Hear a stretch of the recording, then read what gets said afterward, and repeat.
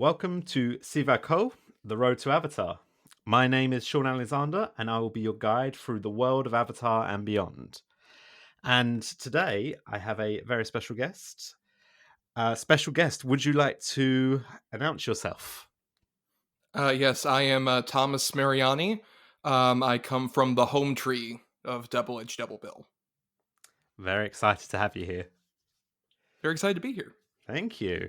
And you're actually my first guest from outside of the UK. Oh, that's honestly behind the scenes, everybody. I did not know Sean was British before he asked me this. It's like, oh wow, okay, this is a classy show. Yeah, Well, yeah.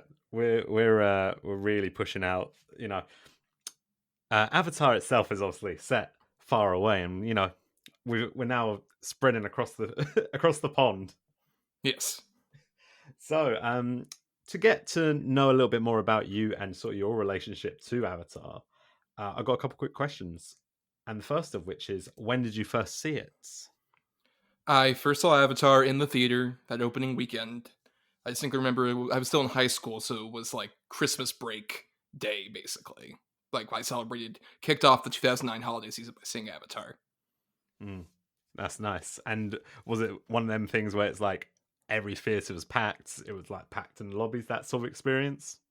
Oh yeah, for sure. It was back when we actually had IMAX theaters, not Limax, that currently exists. They're back in the day when there was actually a whole IMAX theater that was here in downtown. I'm in Florida, was where I grew up, Tampa, Florida, and there was actually a huge IMAX theater, and it was full of people. Everybody had their 3D glasses, and it was, that experience a lot of people talk about. Just like, oh, everything was revolutionized in that moment. That screening room was like being transported to Pandora, that kind of thing. Yeah, definitely. And for you, have you got like a favorite moment that you can still remember from seeing it the first time? I mean, I would probably say it's the actual destruction of Home Tree with Zoe Saldana's performance, particularly in that when she just sees the destruction that happens. That was the moment where I just realized, like, oh wow, this motion capture stuff. Which, keep in mind, at that time, most of our experience was like either Gollum, Andy Serkis stuff, or Robert Zemeckis movies, like the Polar Oh, Express or yeah, Christmas Carol was around that time too. Just like, oof, that's the bad side of this. But this really proved what you could do with that kind of technology performance wise. yeah. I think that's a really good point. Is I actually forgot about all the Zemeckis sort of side of the motion capture, which the whole dead behind the eyes, and when you compare that to Avatar, yeah, it's totally different. It feels like it's not even the same technology. Yeah, even though he still keeps trying to get, like, there was Welcome to Marwin where he still tried to do it, and we were recording this around the time the Pinocchio trailer came out, which noticeably didn't feature Pinocchio at all. I Y- wonder if it's going to be this horrible looking image they're trying to hide in the trailers. You know what? I remember watching that trailer and I was thinking, wait a second, where is he? And they show, you know what? Actually, they showed a few other the characters who are CGI. I think is it Honest John or something? He's the fox. Jiminy Cricket, yes. Jiminy Cricket as well, and they look okay. They look very stylized. So I'm really curious what their plan is. Like, are they Yeah. just not going to show Pinocchio until we like sit down to watch it? It just looked identical to the 90s Jonathan Taylor Thomas Pinocchio, just like that Ooh, terrifying thing. oh god, yeah. No, I don't know if I want that. And with the because of this podcast, and the reason for me making this podcast is because The Way of Water is coming out this year. And what sort of excitement level are you at for it? Well, it's interesting because I mentioned, like, when I saw Avatar in the theater, I was swept up into, like, oh my god, it's so huge and massive.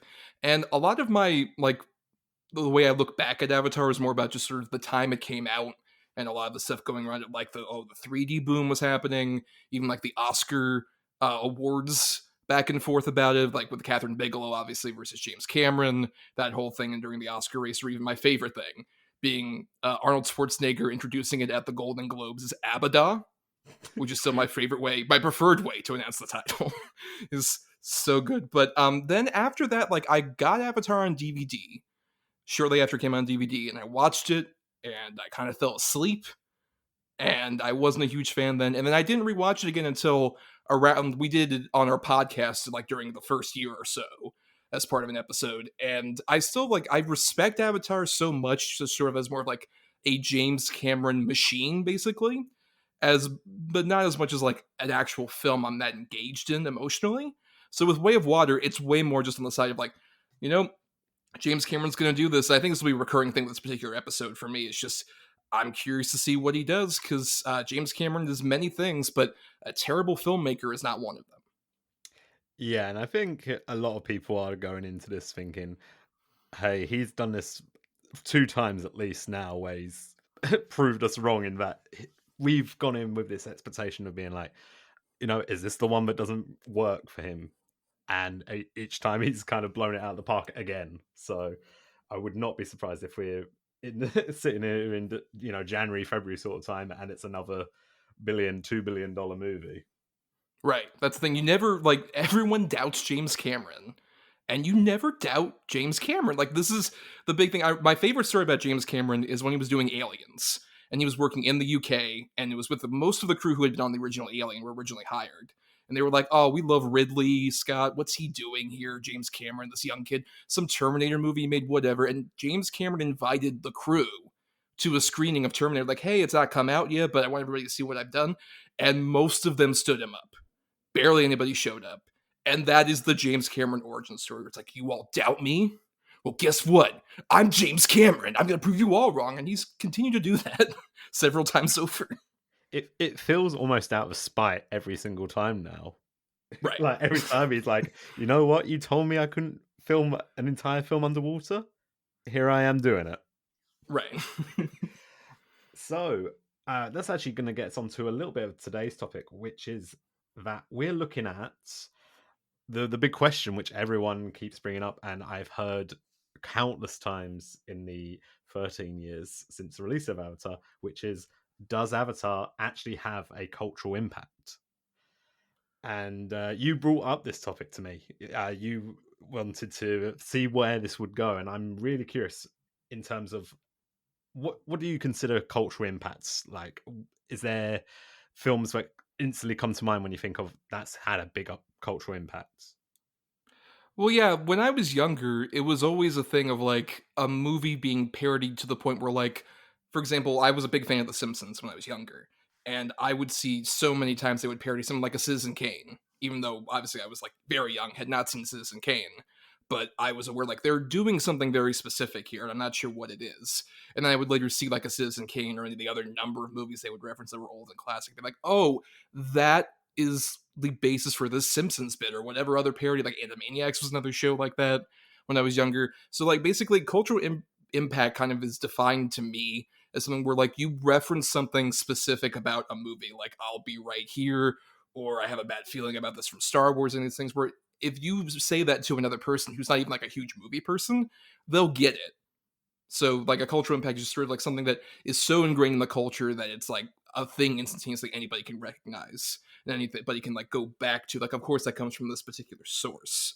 And the accusation like for this, like we'll mention like a specific article that's talking about this, but a lot of other things, basically like a lot of the discussion around Avatar from particularly huge doubters, which I would not put myself necessarily, but huge detractors, is despite being the highest grossing movie of all time, Avatar has not had that kind of cultural impact. There's few things aside from like big blue people that people could recognize as Avatar necessarily. Yeah, because I suppose the biggest like pop culture thing you could argue for Avatar is the SNL skit with Ryan Gosling. Papyrus, yes. That's probably like that's probably like the most famous like pop culture thing that I regularly hear people reference in regards to Avatar. And it's Right, a or great even skit. just right. It's a great skip, but also weirdly, that question has kind of become a meme in and of itself. Where it's just like the cultural legacy of Avatar is people questioning what is the cultural legacy of Avatar. It's like, well, it's a self fulfilling prophecy because you bring it up all the time. So Yeah, maybe it had yeah. some kind of impact. And I feel like the two questions I always hear are if someone's like, oh, saying name a character from Avatar, or oh, the plot of it is just Dance with Wolves, Pocahontas, Right. Ferngully, continue the list of the films.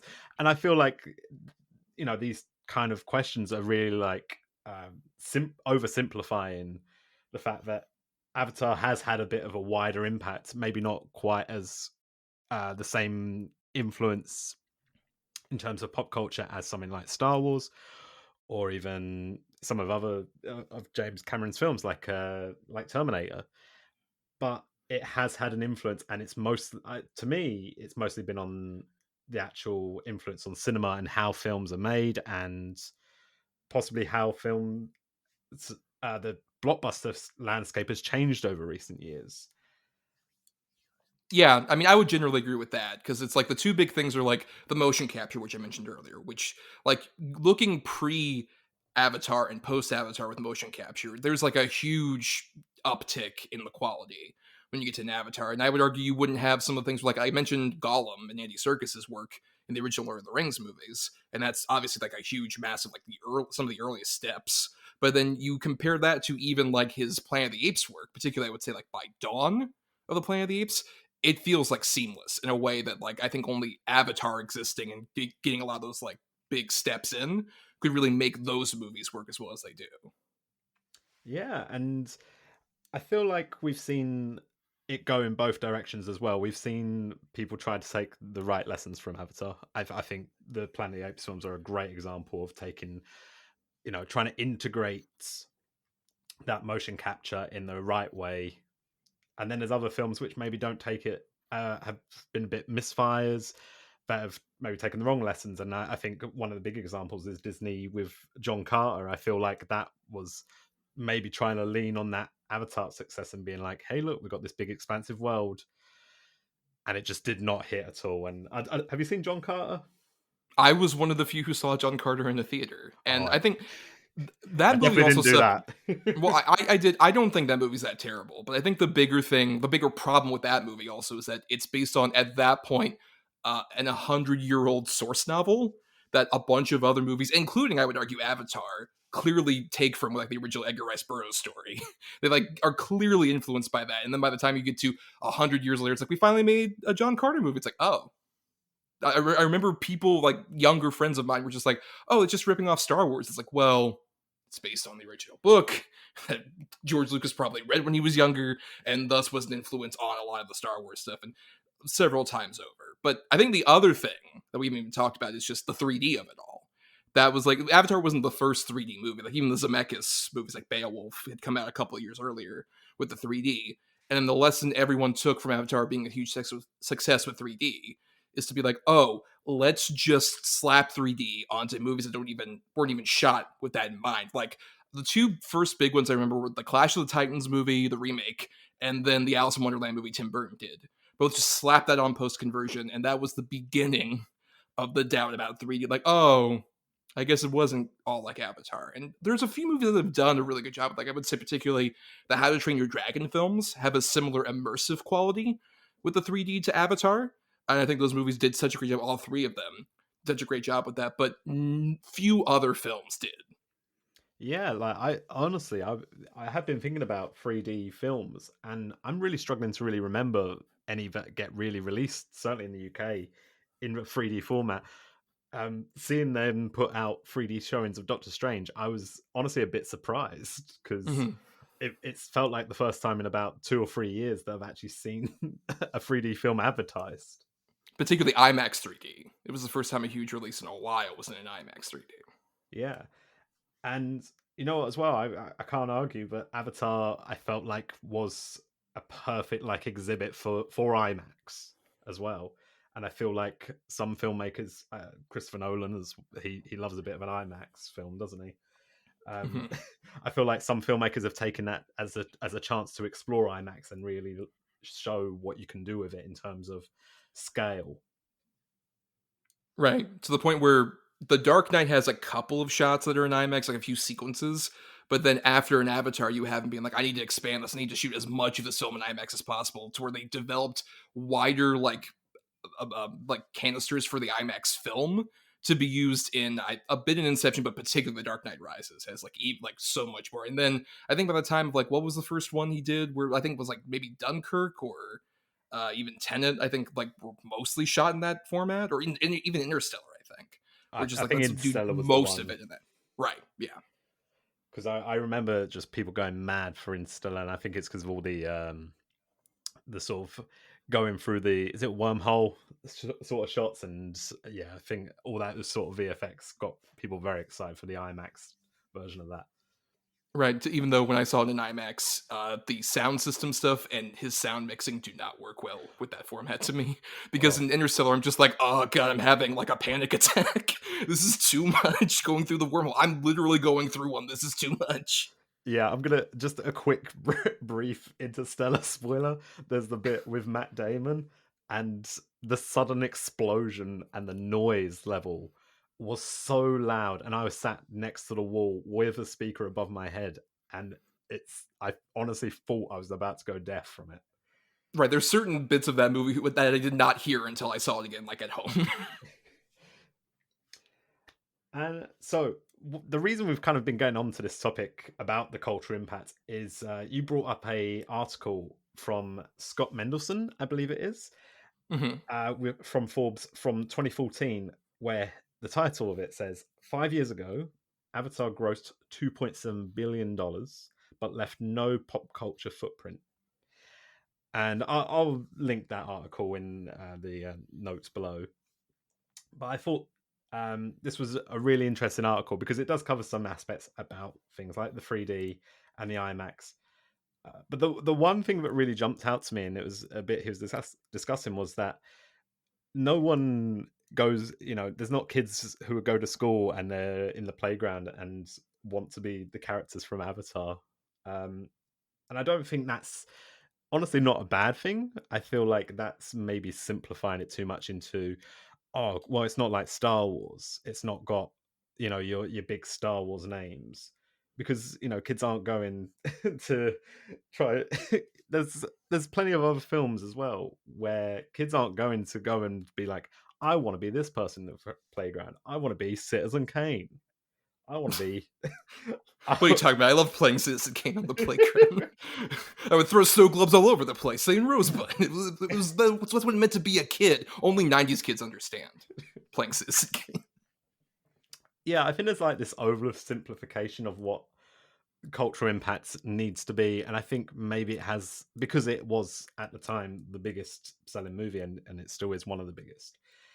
I think people had an expectation that it needs to be doing what Star Wars was doing, which was taking over every single market in terms of not just the movies, but merchandising and theme parks and TV and books and everything. And Avatar just didn't do that. It mostly, for the most part, it did just stay as just the movie until more recently, where it's expanded into its own park in Animal Kingdom, and now with a sequel coming out, we're getting more material. We're getting some comics. We're getting a video game, and I feel like I feel like we're now going to see Avatar become something with a bit more of a cultural impact.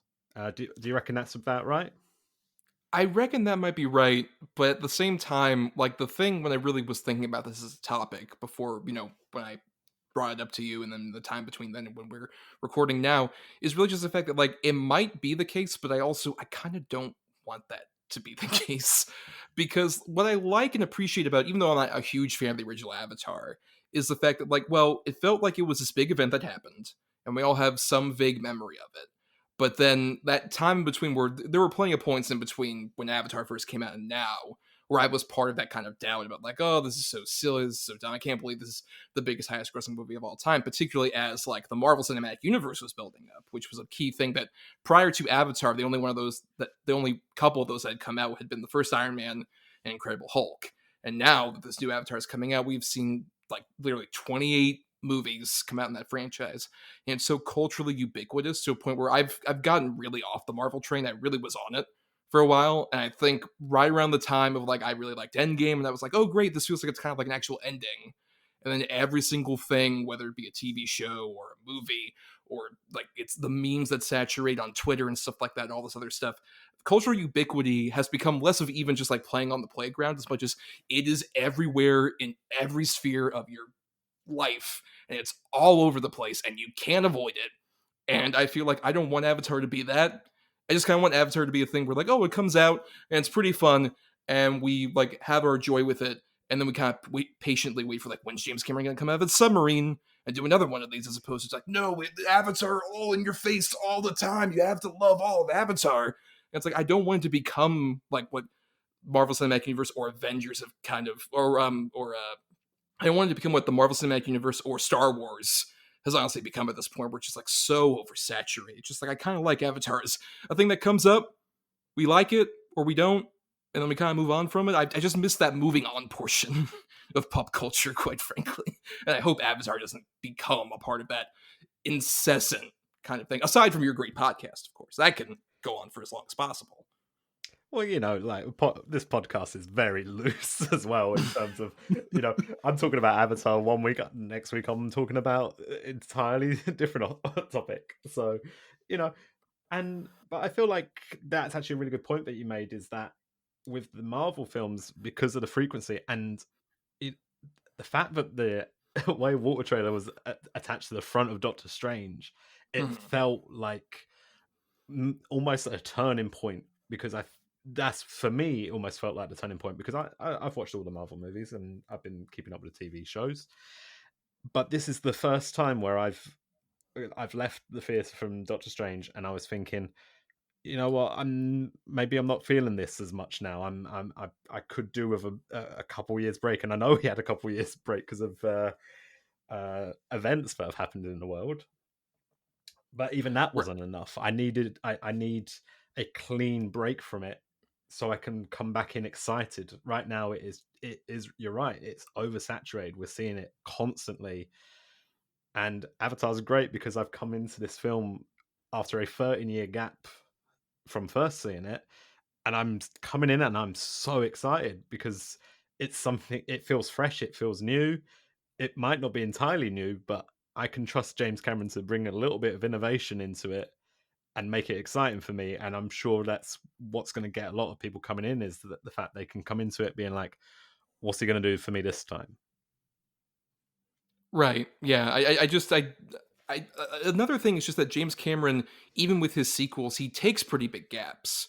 Like even though the original Alien wasn't his, Aliens didn't come out from like between 1979 and then 1986 as Aliens, and then between Terminator it's 84, then Terminator 2 is 1991.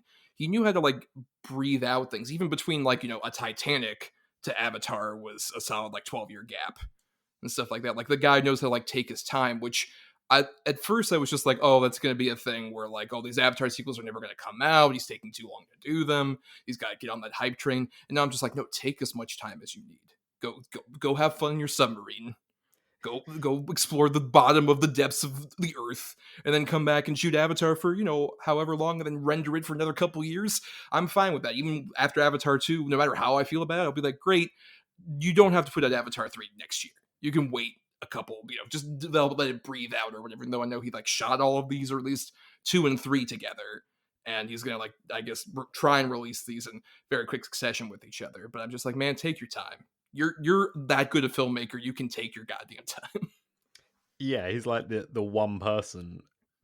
I'll give him and George Miller, I'll give them both the benefit of the doubt, in that if they want to take a bit of extra time making it, I trust them that this extra time is worth it, and it will it'll be worth the little bit of extra waiting.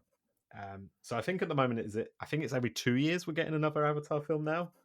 So 2022, 24, 26, and 28 I think is the current framed dates. Obviously, I would not be surprised if 4 and 5 get pushed back Right. at some point, Yeah. because he's bound to think of some new technology he wants to include, and he might have to wait a few extra years for someone to finish either inventing it himself or waiting for someone else to make it possible. Which is why I'm kind of worried, given the fact that obviously the original Avatar was made by Fox, and in the time from then to now, Fox has been bought up by Disney, who's still responsible for like the MCU and Star Wars like oversaturation. That I'm kind of worried that even if like Avatar is a massive success, this new sequel, it's going to end up being a thing of like, oh, hey, you got to like keep it going, rush it out. And I don't think James Cameron will answer to that kind of buffoonery. So I don't even know what even the contract is, how much of that carries over from like the Fox deal or whatever, like how much they're going to tolerate either that, or even if Avatar 2 kind of disappoints maybe to some degree. I no doubt to our Lord and Savior James Cameron. But if it has any kind of like disappointment, if Disney will even tolerate that kind of weight you're talking about, just like, no, we're going to cancel it. It's not going to happen. Like, that's kind of the worry when you have a homogenized culture that's being bought up by one particular conglomerate.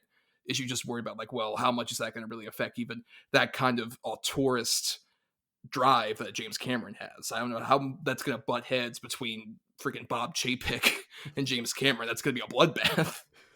I would really love to see that fight. I feel like it would be worth a watch. I do wonder if maybe in his mind, maybe James Cameron had this idea that maybe when he signed off on getting Avatar and Pandora into the Disney park, I wonder if in his mind he was like, "Hey, if Disney end up owning Fox at any point in the future, maybe I'll just slip in a few extra like clauses in this contract to make sure I'm covered." And even then, just Bob Chapek's like, no, we can't let you do that, James. Just like, try me. Come on. Come over here, Bob. Do it. Come on. Like, James Cameron is a fighter. Like, this is the same guy who, like, the only time anyone's ever seriously interfered like that badly with one of his movies is Piranha 2 The Spawning, of all things, where he got kicked off that production. It was his first directorial thing. He got kicked off. And then he would literally sneak in and try and edit the movie illegally, basically, from the Italian producers that kicked him off. So, I don't know. I think James Cameron's a fighter. He's not going to let that happen again to him. I don't think. There's no chance he will let anyone's hands on it that he doesn't want on it, especially because like Avatar is his baby. You know, he has dedicated, well, now almost 20 years probably already at this point, and it's going to be at least another 10. So 30 years, and it's, you know, for some filmmakers, this sort of time period is like their prime time for making like movies. Like they're making like 1 or 2 a year. You know, Clint Eastwood, he's made 4 movies in the time we've been running this podcast. Um, but Because he does one take and he's just like, all right, let's move on. would, you know what? Clint Eastwood does make me laugh in terms of that sort of stuff. I can imagine him and James Cameron being such an odd pair to put together in terms of their filmmaking, and I would love to just be in the room if that ever happened that they discussed filmmaking.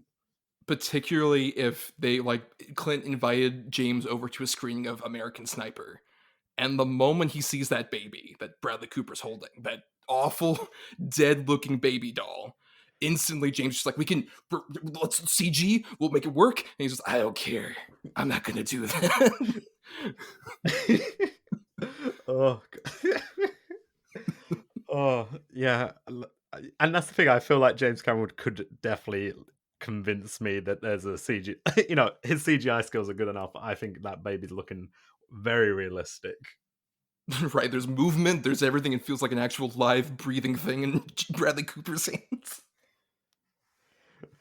Oh, so what I also wanted to discuss with you was we've actually had a since Avatar came out, it feels like we've had quite a big change in sort of like the landscape of cinema, certainly in terms of the blockbusters. And I think we've discussed it a few times now, and the Marvel Cinematic Universe is probably like the biggest change since 2009. Obviously, as you mentioned, Iron Man and Incredible Hulk had come out, but at that point, it was a pipe dream that they would ever make.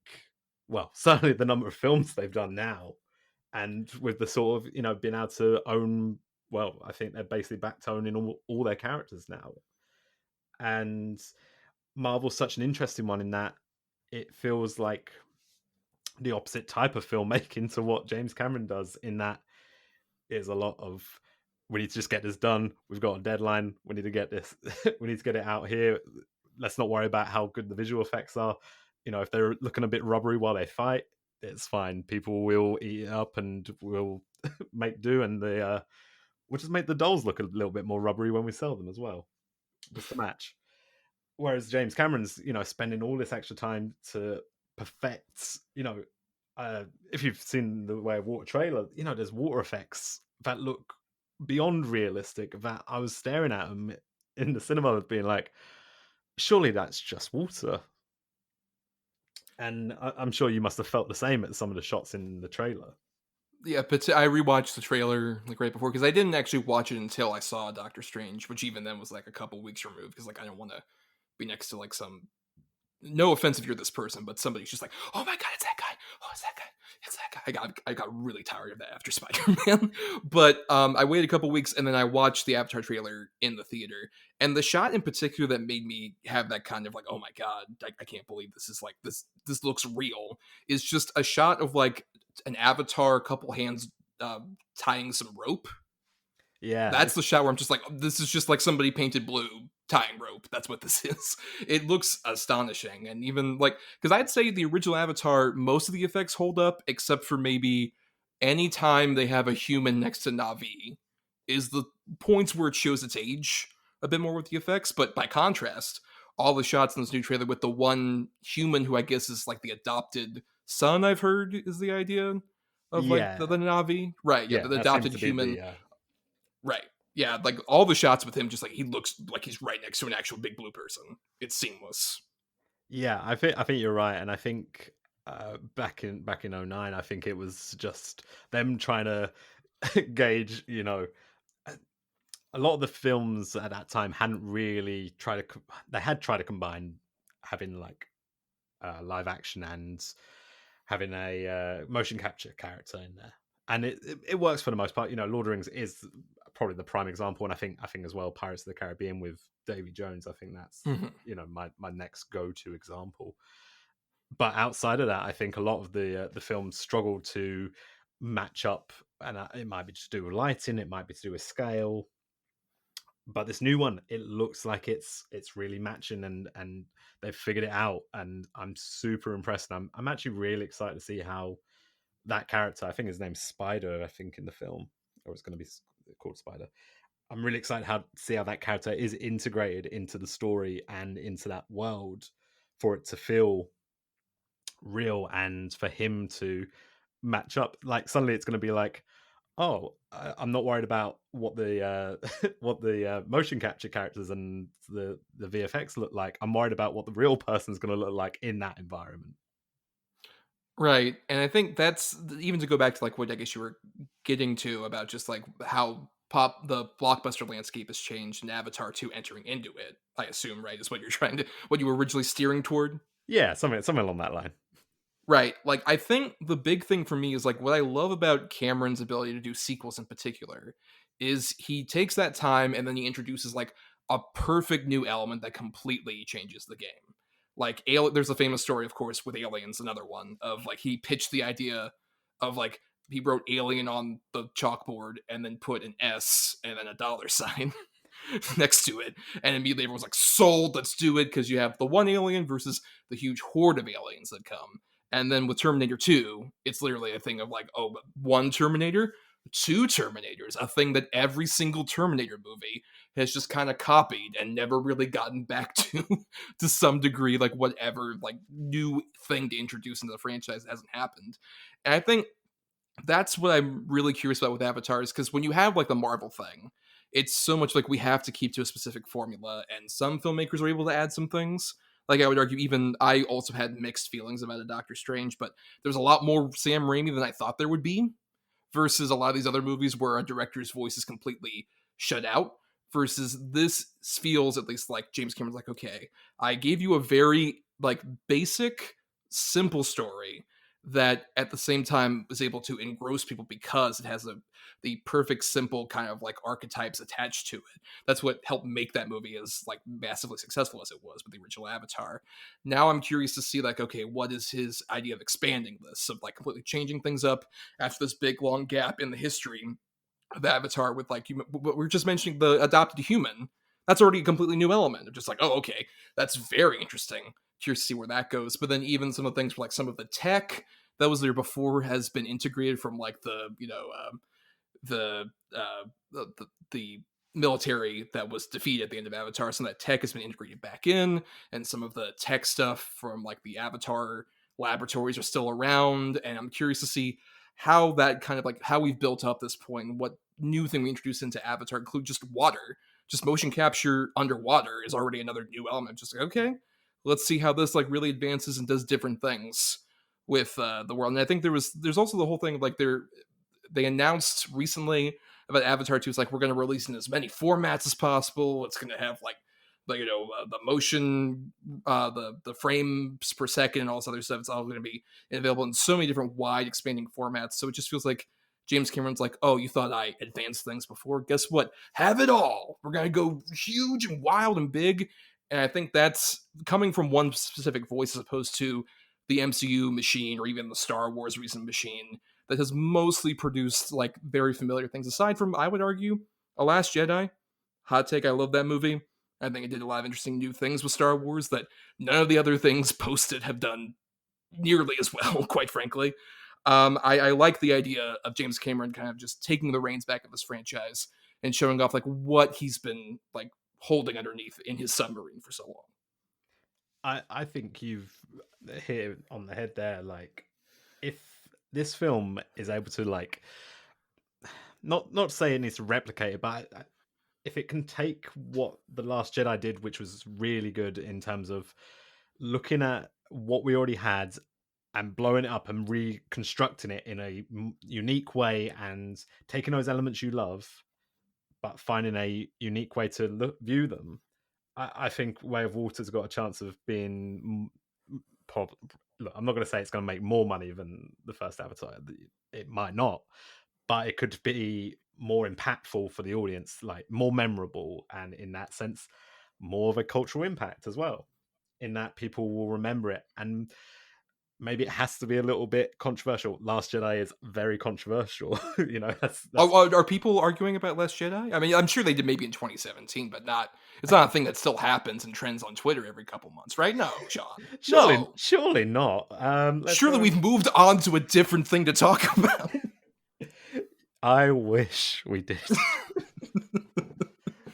But if James Cameron makes something that's anything like The Last Jedi, I will be so happy because it will be something that is challenging to audiences. And I love to see blockbuster films pose a challenge to an audience.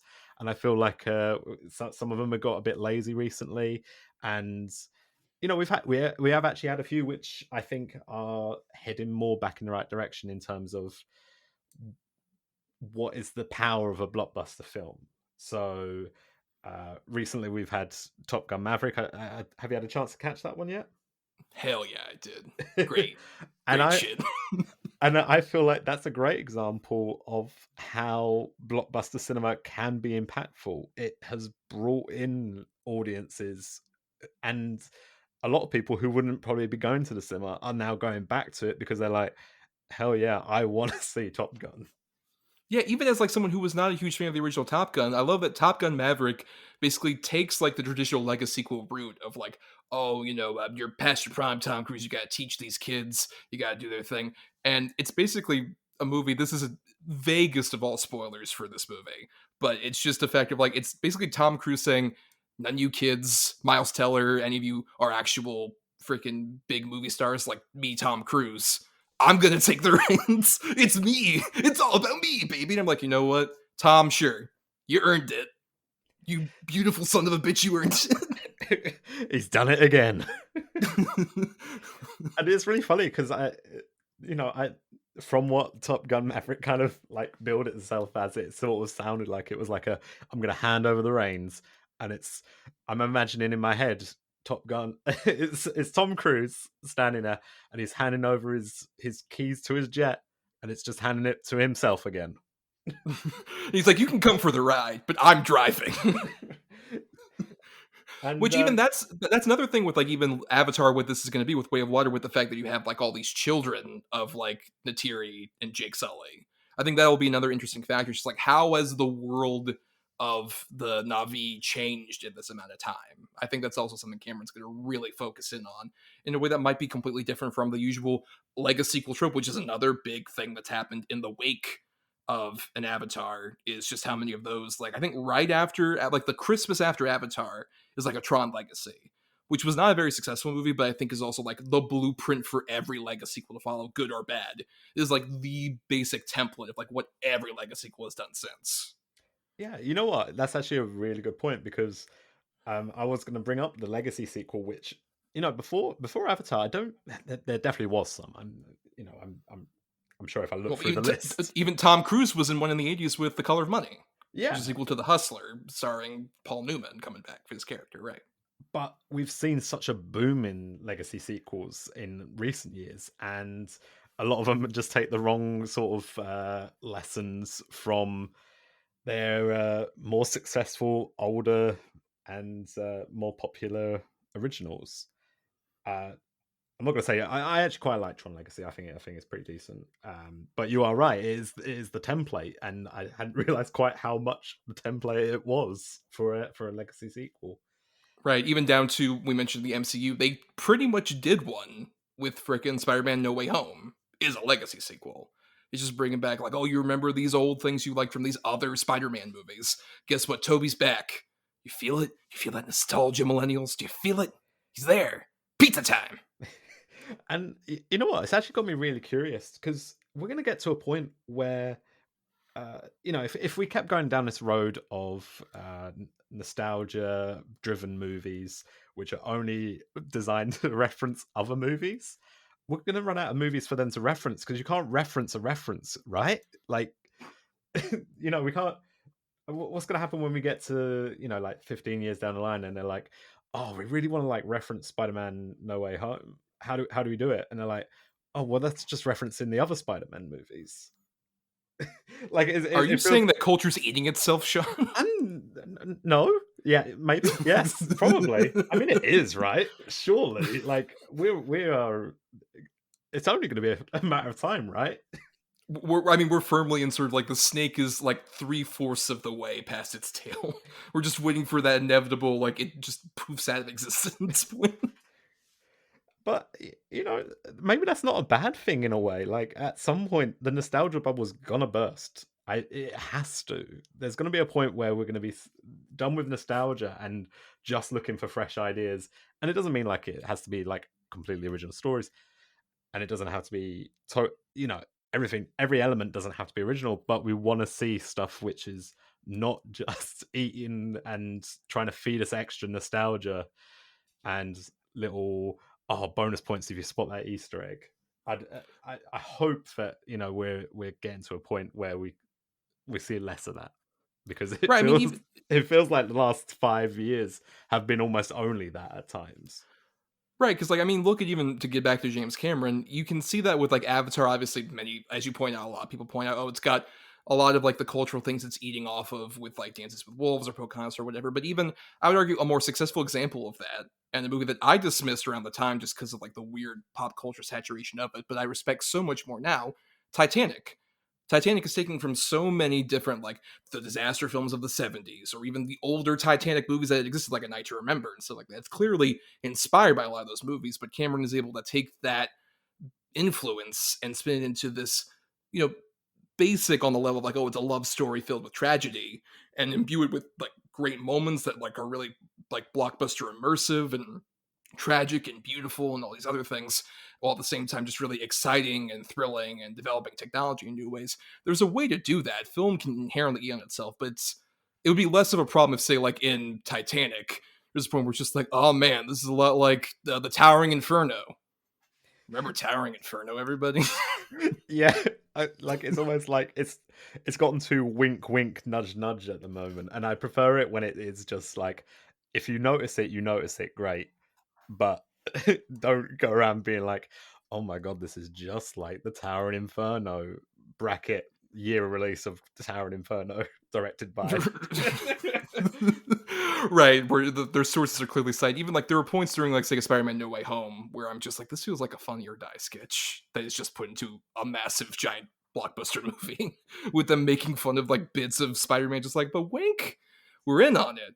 Isn't it fun? That's another big thing I would love out of Avatar, is if there's not a single wink wink nudge nudge. It is just super sincere flying hearts. That's what I liked about Top Gun Maverick so much. Is like there's no really that much like wink wink nudge nudge. Remember the older movies. Whenever they do reference stuff, it's a lot more sincere and engaging. Like, I won't spoil, there's a certain character who comes back in Top Gun Maverick where I'm just like, this is the most beautiful way to handle the situation possible. And I think that's what I really hope I get out of Avatar too. It's just like we are sincere, and we're not going to do any stupid wink wink bullshit. It's going to be a 100% like, this is Pandora. We are back. We love it. And I'm like, you know what? I might not love it, but I respect that. Do it. Clear hearts, keep flying. And you know what? If there's one filmmaker who is sincere, I would argue it is James Cameron. I feel like at no point has he ever in his career been like, I'm not taking my film or the world that I've created serious enough. And you know that's from everything from Aliens to Titanic to Avatar. He always takes it serious in that he knows the material is good, and he doesn't need to throw in those little, oh, look how stupid this idea is, to be like, oh, we're in with you in on the joke that this is a bit of a dumb thing going on. He fully believes in this world that he's created, and he pushes himself all the way to the front to be like, look, just enjoy it. Come along for a ride with me. It's all good. Don't stress. I'm not gonna like worry you with anything else. Just enjoy my film. But no, wouldn't it be so great though if like the Navi have like the hair connection thing, and Giovanni Ribisi's off the side like, well, that happened. That makes it so much better, right? It makes That's it so like my great. least favorite type of joke ever. I don't know why. Why did that ever like become a thing? It must have been like an SNL like offshoot or something that's caused this. Yeah, it's just this the point to like, we can't have the sincerity of a blockbuster. We have to like even with the Marvel Cinematic Universe movies, like comparing that to like a Spider-Man, or even with like the James Cameron movies, I think have a similar stake to like what Raimi did with those movies. Is there can be humor, but it actually comes from like the characters. It's sincere in that same way, even though it's humorous. It still is like an effective thing that comes out of them. Even if not all the jokes land, it still feels like, well, at least it's not coming from a place of like, this is stupid blue people. Yeah, because it would be quite easy for them to do that, and you know, I suppose the closest I can get, I guess it gets to it, is the fact that it's called unobtainium. But I kind of like that. It's kind of like, yeah, of course the dumb idiots who want to like mine this planet are going to just call it the first thing that came to their mind, and that's, oh, we can't really obtain it, so it's unobtainable. So it's unobtainium. You're a fucking genius. Let's go with it. But I can imagine someone in a boardroom being like, hell yeah, like, yeah, why wouldn't we call it unobtainium? Because no one else can get it. It's just us. It'll drive Copyright. prices up. It's unobtainium, copyright TM, 20th Century Fox. And yeah, like, I think it's the sincerity of James Cameron and his films that are gonna mean that Avatar, Way of Water, and beyond are gonna have more of a lasting.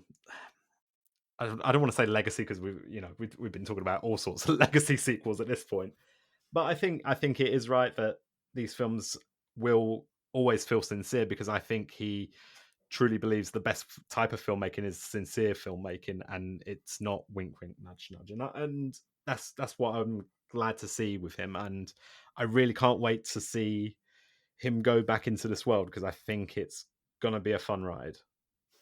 Yeah, I mean, I said this before. Even though I'm not a huge fan of the first Avatar, I am fully on board to see a new James Cameron movie because it feels like an event. It feels like it's not something that's like, oh, well, there's going to be another James Cameron movie in like 3 months or whatever. It's going to be on Disney Plus or some other crap like that. It's truly like, no, he isn't. It's an event. It feels kind of like in the same way that the only other filmmakers that have that right now are like Christopher Nolan or Quentin Tarantino, where like in the eyes of the audience, it's just like, oh, they're coming out with a new movie. I gotta go see it. Like even a Steven Spielberg, I think, as much as I still love him and I think he has done consistently really great work even in recent years where some of them haven't been great, like he is a guy who has kind of become a victim of like his tendency to make movies in a very quick succession. Even a Clint Eastwood has that too, where it's just like, oh, there'll be another Clint movie in a year, there'll be another Steven Spielberg movie in like 6 months or whatever. It's the thing that you kind of take for granted, as opposed to like the filmmakers where they take their time and they come back like, another filmmaker like that George Lucas who took his time so much. Like, I'm not a fan of like every movie George Lucas directed, but at the same time, if they announce like George Lucas just like, hey, I'm coming out of retirement, I'm doing those personal films, I promised after I sold off Disney to Star Wars to Disney, I'd be like, George, yeah, let's see what you do.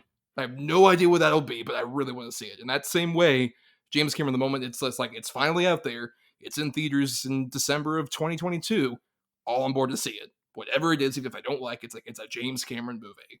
And that dude has enough autorial intent where I'm like, yep, I'm down to see it. No matter how I feel about it, at least I'm seeing a true James Cameron picture.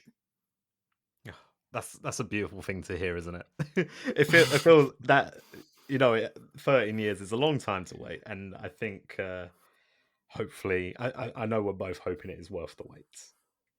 Yes.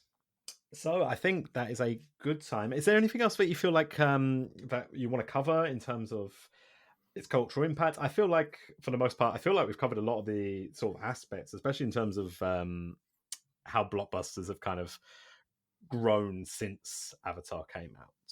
Is there anything else you feel like has you'd like to cover in terms of the impact? Maybe not as much. I just have more of a sincere plea. Something I was thinking even the moment he announced Avatar sequels were happening. James, if you're somehow listening to this in your submarine at the bottom of the Mariana Trench, wherever you are, get Arnold in there. Just I want Arnold to be like a big Navi dude. Like when they announced this was going to be underwater stuff with Way of Water, I'm like, I want him to be like a King Triton of the Navi and be a big burly king of the Navi. Just motion capture Blue Arnold or something like that. Even if he plays like the new Quatrain or whatever. No offense to Don't Breathe guy whose name I forgot, but Stephen Lang. Stephen Lang, yes, great actor generally. But if you want to have him be like the new military guy, or you want him to be like a big blue muscular Navi, I just want Arnold and James Cameron to reunite. Oh, it would be fantastic to have Arnie in this.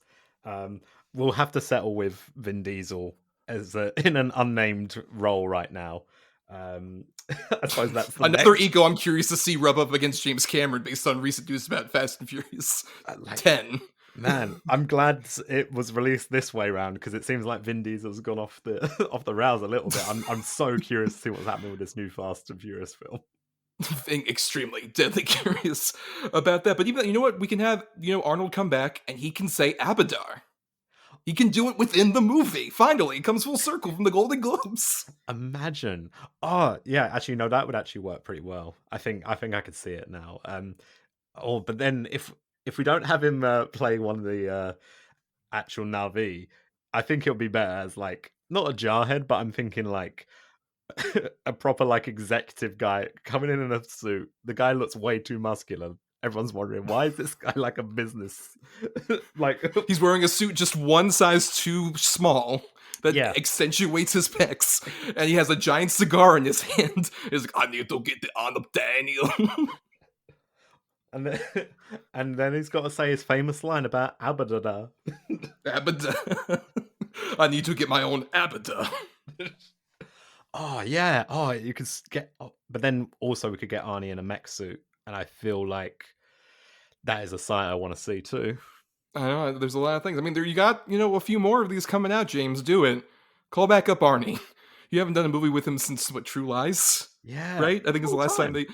I mean, if you technically count, he was involved. Cameron was involved with Dark Fate, Terminator Dark Fate. Yeah, There's a bit of that, but no, I want a full-on director-actor reunion. Arnold and him. That's what I need from Arnold, like that, and a King Conan movie. That's oh, all I need from Arnold at this point. That's the legacy sequel I really want. Honestly, is that if Arnold is King Conan, it's perfect.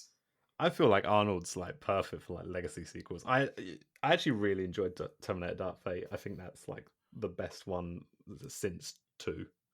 I Um, don't disagree at all with that. I think Dark Fate is an interesting, like, it's the first Terminator movie where I'm like, this is at least watchable for the first time in so long, to a degree that I'm kind of glad it bombed because I'm just like, you know what? Let's leave it on this good note.